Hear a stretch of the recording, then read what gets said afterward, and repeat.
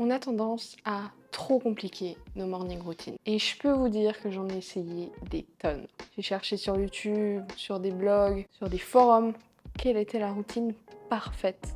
Et la routine qui sort le plus souvent, c'est la routine des millionnaires. La fameuse morning routine. Et je l'ai testé. Se lever à 5 heures. S'entraîner au lever, prendre une douche froide, se préparer un petit déjeuner de compétition avec un super smoothie et lire pendant 2 heures avant de commencer sa journée de 15 heures. Et je pense qu'on est beaucoup à en revenir au fait comment vous faites sur le long terme. Je dis pas que c'est impossible. Je dis pas que sur une courte période c'est impossible. Je dis pas que c'est des choses impossibles à faire. J'ai déjà pris des douches froides, je fais encore des bains froids de temps en temps. C'est quelque chose, je sais, c'est très bon pour l'esprit, pour le mental.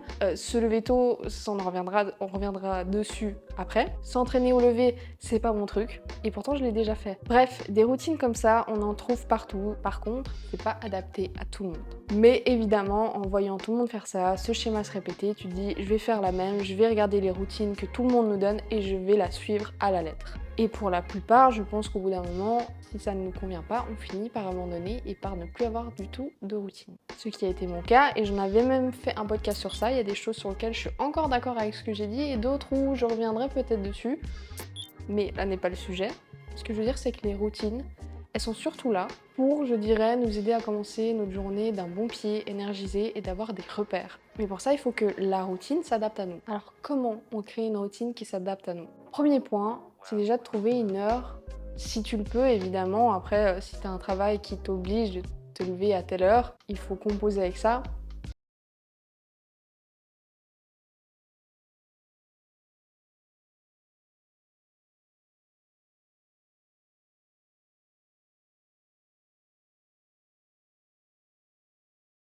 Si tu sais qu'à peu près tu as besoin de 7 heures de sommeil, 8 heures de sommeil, et que tu te dis ok j'aimerais bien me lever à peu près à cette heure-là, tu te couches en fonction de l'heure où tu veux te lever, pour avoir un bon sommeil, avoir assez de sommeil. La deuxième chose pour t'aider aussi à te lever et dans ta routine matinale, c'est d'avoir un pourquoi tu te lèves, quelque chose dans ta journée, euh, un peu ce sucre quoi, je sais pas comment dire, mais quelque chose qui te donne envie de te lever. Parce que si t'as pas de direction, si t'as pas d'objectif, si tu sais pas du tout où tu vas ni qu'est-ce que tu vas faire, la réalité, et je le sais puisque j'ai vécu aussi ça, c'est que quand on n'a pas de why, j'aime bien parler de why, mais parce que c'est vrai, c'est beaucoup plus difficile de sortir du lit et c'est ce qui m'est arrivé ces derniers mois. Donc avoir un why et les habitudes, évidemment, qu'on va intégrer dans notre routine. Parce que justement, si tu sais que tu te lèves à telle heure et si tu sais que les premières choses que tu vas faire le matin, c'est les habitudes, la petite routine que tu t'es donné de faire.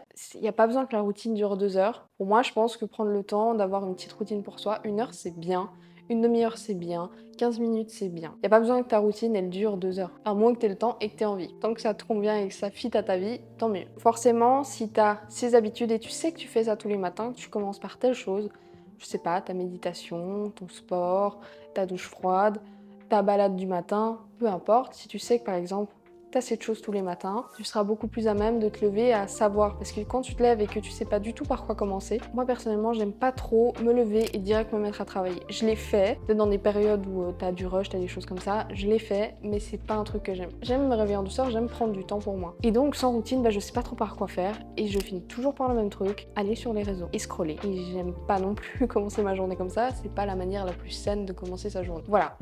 Le troisième point, et c'est là où je veux en venir, c'est pour sa routine, on va se focus sur notre self-care, tout simplement. Où je veux en venir. Souvent, on va lier les morning routines à productivité, travail, succès. Et je trouve que ça met un peu une pression inutile. Et justement, c'est pour ça que c'est beaucoup plus important de se focus sur une routine self-care, une routine qui nous fait du bien, qui est bonne pour notre santé mentale et notre bien-être. Et forcément, si tu commences ta journée en prenant du temps pour toi, en ayant ce côté self-care, tout le reste de ta journée sera automatiquement beaucoup plus axé sur une certaine productivité parce que tu as pris aussi du temps pour toi et que ça t'a fait du bien. Mon conseil aussi pour créer une routine, c'est de ne pas avoir trop grand. Ça sert à rien de vouloir mettre d'un seul coup 10 habitudes à réaliser chaque matin. Je l'ai fait, encore une fois, je l'ai fait. J'avais une liste énorme, 10 habitudes, et ça en est devenu contre-productif. En plus de me faire culpabiliser si je réalisais pas une de mes habitudes parce que la vie, eh bien c'était totalement contre-productif. Et au lieu que ma routine se transforme en self-care, en quelque chose de bien-être, bah, ça se transforme en cauchemar. Donc mon conseil, c'est qu'aujourd'hui, si tu t'apprêtes à créer une nouvelle routine, c'est comme les objectifs, ça sert à rien d'en avoir trop, tu te mets 1 à 3 nouvelles habitudes. Et il n'y a pas besoin que ce soit des trucs énormes. T'as pas besoin d'aller courir un marathon. Si tu as envie d'aller courir un marathon à 5h du mat, let's go, mais tu n'es pas obligé. En anglais, on dit keep it simple but significant. Grosso modo, simple mais impactant. Voilà l'exemple et voilà comment à partir de demain je vais intégrer cette nouvelle routine. Alors j'en ai mis 4, mais la première je la compte pas vraiment parce que c'est juste boire un verre d'eau et c'est pas quelque chose qui me prend du temps. Littéralement en 30 secondes j'ai bu mon verre d'eau. Donc on va dire 1 bis entre guillemets boire un verre d'eau. Le vrai 1, 5 à 10 minutes d'étirement. La deuxième, lire 15 à 30 minutes le matin après mes étirements. Et la quatrième, on ne déroge pas à la règle, journaling et gratitude. En même temps, parce que quand je fais mon journaling, je fais automatiquement la gratitude. Donc 4 choses qui sont simples, mais qui vont avoir un impact dans ma vie. Boire plus d'eau, ça va me permettre d'être beaucoup plus hydratée, de moins faire de rétention d'eau. Les étirements, ça va faire du bien à mon corps, parce que je suis tendue comme un bâton. Lire 15 à 30 minutes, qui est une habitude qui va nourrir mon esprit, et en plus, me donner de l'inspiration. Et ensuite, journaling et gratitude, qui va me permettre de vraiment faire ce self-care, introspection, etc. pour commencer la journée du bon pied. Donc comme je disais, c'est des choses quand même simples, mais impactantes. Et un autre petit conseil que je me permets de vous donner, c'est le high-low goal en anglais. En gros, l'entre-deux, je sais pas comment le traduire littéralement, mais grosso modo, vous l'avez entendu, par exemple, j'ai dit entre 5 et 10 minutes d'étirement, entre 15 et 30 minutes de lecture. Et ces habitudes, cette routine, je veux la tenir entre 4 à 7 fois par semaine. Pourquoi je fais comme ça? Simplement parce que ça permet en fait d'enlever la frustration. C'est-à-dire que si un jour dans la semaine, je peux pas faire ma routine, c'est pas grave. C'est pas grave en fait, parce que la plupart du temps, je la fais. Et pourquoi? Parce que j'ai déjà fonctionné comme ça. Même dans mon organisation, mon planning, je remplissais mon agenda minute par minute, seconde par seconde, et j'étais toujours frustrée à la fin. Pourquoi?